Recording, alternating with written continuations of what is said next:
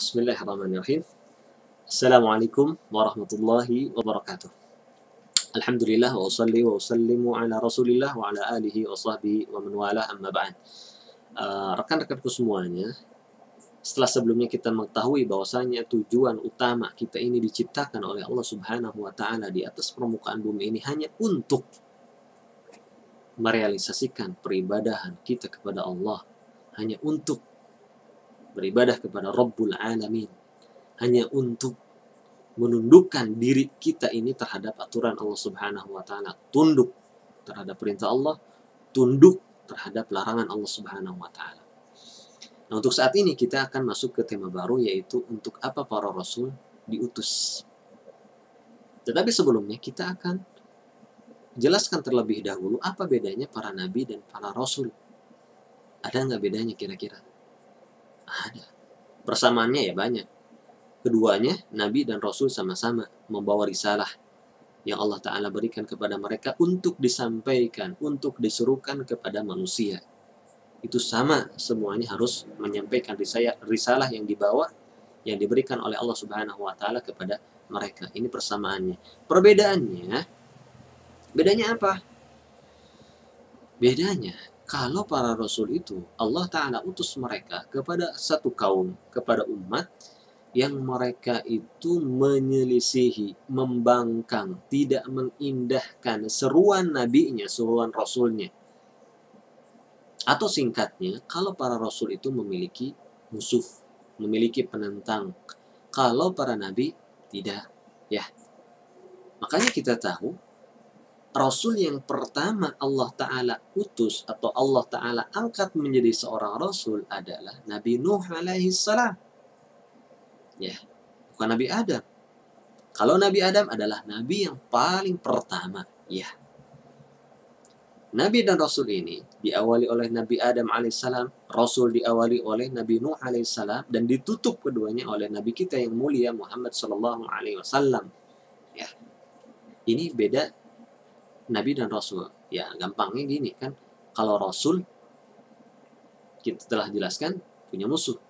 Kita ambil contoh. Nabi Nuh alaihissalam punya penentang? Ya, beliau seorang nabi, seorang rasul, dan memiliki penentang. Siapa? Bahkan termasuk diantaranya adalah keluarganya, anak dan istrinya menentang ajaran Nabi Nuh alaihissalam. Nabi Ibrahim alaihissalam, beliau seorang nabi, beliau pun seorang rasul. Ya, memiliki penentang? Ya, yang tidak mengindahkan ajarannya. Ada, diutus kepada seorang raja yang zalim, yang menyekutukan Allah Subhanahu wa taala dan tidak mengindahkan ajaran Nabi Ibrahim alaihissalam. Nabi Musa alaihissalam memiliki musuh, ya, siapa? Fir'aun laknatullah alaih. Ya. Kemudian Nabi Isa alaihissalam, beliau seorang nabi, seorang rasul, memiliki sama penentang. Kemudian Nabi Muhammad, Nabi kita pun memiliki penentang. Beliau adalah seorang nabi dan rasul. Jadi intinya, tidak setiap nabi itu rasul, tetapi sudah dipastikan setiap rasul adalah nabi. Itu yang harus kita garis bawahi, yang menjadi pembeda antara nabi dan rasul. Nah, kita masuk ke inti pembahasan materi kita.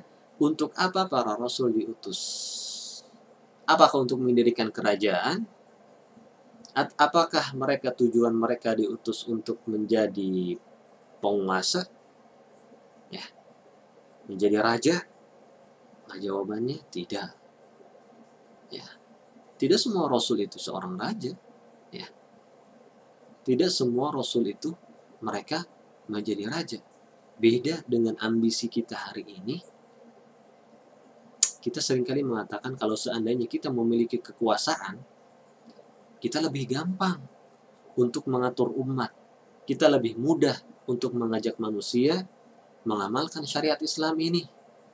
Dengan kekuasaan kita bisa melakukan segala macam hal. Tidak. Karena kenapa? Karena para rasul itu tidak semuanya menjadi raja. Jadi ini bukan ambisi kita. Bukan alasan yang, tentunya alasan yang tidak tepat. Ya, ketika kita mengatakan kalau kita memiliki kekuasaan, kita akan bisa lebih gampang merubah. Ya, karena itu bukan tujuan diutusnya para rasul. Kalau seandainya itu tujuan diutusnya para rasul, sudah pasti seluruh para rasul itu mendirikan kekuasaan masing-masing, memiliki kerajaan masing-masing, tapi nyatanya tidak. Terus apakah tujuan para rasul itu diutus untuk memperbanyak followers, pengikut? Jawabannya tidak juga kan. Bahkan Rasul mengatakan ada di antara para nabi, para rasul, yang mereka hanya memiliki pengikut 3 orang, 7 orang. Kebayang nggak? 3 orang, 7 orang, pada levelnya adalah seorang rasul. Bahkan kata beliau, ada pula seorang rasul atau seorang nabi yang bahkan sama sekali tidak memiliki pengikut. Sama sekali tidak ada pengikutnya. Terus apakah kita mengatakan, wah rasul tersebut berarti gagal? Tidak. Seluruh para nabi, seluruh para rasul, semuanya adalah orang-orang yang sukses. Makanya dapat label nabi, label rasul. Mereka orang-orang sukses. Karena tentunya yang Allah Ta'ala embankan kepada para nabi, para rasul, hanya sampai sebatas untuk proses, bukan untuk goal. Nyambung nggak? Jadi gini, proses, mereka dituntut proses. Apa prosesnya? Adalah menyampaikan risalah yang diamanahkan oleh Allah Subhanahu wa Ta'ala kepada para nabi, kepada para rasul. Sampaikan. Goalnya apa? Nerima atau tidak kan? Goalnya nerima. Tetapi mereka, para rasul, para nabi, tidak dituntut untuk sampai ke goal, yaitu mengindahkan seruan, tidak. Ya, itu tidak menjadi tuntutan. Semuanya para nabi, para rasul itu sukses. Jadi tujuannya bukan untuk memperbanyak followers juga. Terus untuk apa? Nah, kita akan temukan jawaban untuk apa para rasul diutus itu di dalam Quran surat An-Nahl ayat ke-36.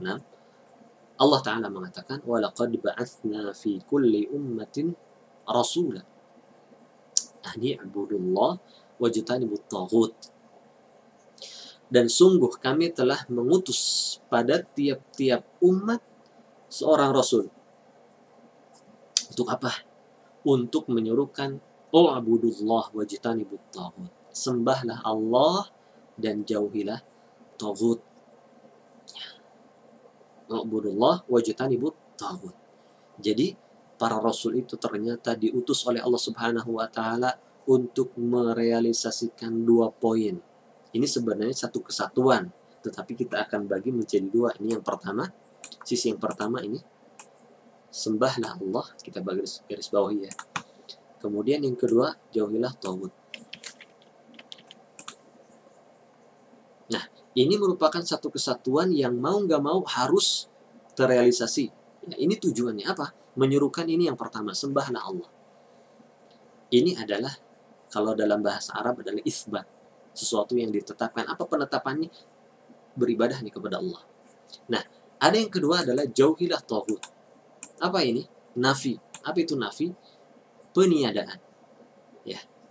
Jadi gini, kalau hanya sekedar poin yang pertama, yaitu penetapan, sembahlah Allah, maka ini tidak menutup kemungkinan seseorang menduakan Allah. Karena kenapa? Dia menyembah Allah, dia pun menyembah selain Allah. Makanya harus dilengkapi dengan poin yang kedua, jauhilah taghut. Nah, ini afwan, pencet ya, pas tuh. Jauhilah taghut. Di sini sembahlah Allah dan jauhilah taghut. Nah, ini nafi, peniadaan. Ada isbat, ada nafi, penetapan, ya, ada peniadaan. Nah, kalau seandainya hanya kita menyuruhkan jauhilah taghut, jauhilah sesuatu yang disembah selain Allah, maka ini pun hanya peniadaan secara mutlak. Ini tidak benar. Karena ini kan tercakup dalam kalimat la ilaha illallah, ya. La ilaha illallah. Tidak ada ilah yang berhak diibadahi. Sampai situ? Tidak. Illallah, kecuali Allah. Ini adalah isbat, ini penetapan. Sebelumnya peniadaan. Ya. Ini tujuan kita. Dan singkatnya, apa itu taghut? Ya. Taghut itu, para ulama mengatakan sebagaimana dikatakan oleh Imam Ibnu Qayyim, kullu ma tajawaza bihil abdu haddahu min matbu'in au muta'in, ya, au ma'bud. Segala sesuatu yang melampaui batas, ya. Baik itu sesuatu yang ditaati, diibadahi, ataupun yang diikuti. Contoh sesuatu yang melampaui batas dalam hal yang diikuti, ya, matbu, para dukun, tukang sihir, para ulama yang buruk, ya. Kemudian yang diibadahi berhala, kemudian misalnya yang melampaui batas yang ditaati, ya, para pemimpin yang mengajak kepada keburukan, kita ikut serta, maka ini nggak boleh. Datang adzan, ya. Mungkin ini singkatnya, dan hikmah diutusnya para rasul. Pertama, sebagai penyampai hujah argumen, ya, jadi nggak ada alasan lagi di akhirat nanti kenapa kamu tidak merealisasikan ibadah, nggak ada alasan bahwasanya saya nggak tahu apa-apa, karena sudah diutus rasul. Lihat, diutus rasul. Yang kedua adalah bentuk kasih sayang Allah terhadap manusia, tidak ditelantarkan begitu saja. Ada seorang rasul. Kemudian yang ketiga adalah penunjuk jalan menuju keridhaan Allah Subhanahu wa taala. Ada penunjuk jalan, ada mentor, ya, para rasul.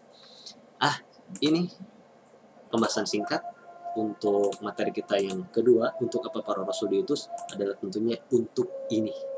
Ya, silahkan dibaca, silahkan ditadaburi, ya. Sampai ketemu di video berikutnya. Assalamualaikum warahmatullahi wabarakatuh.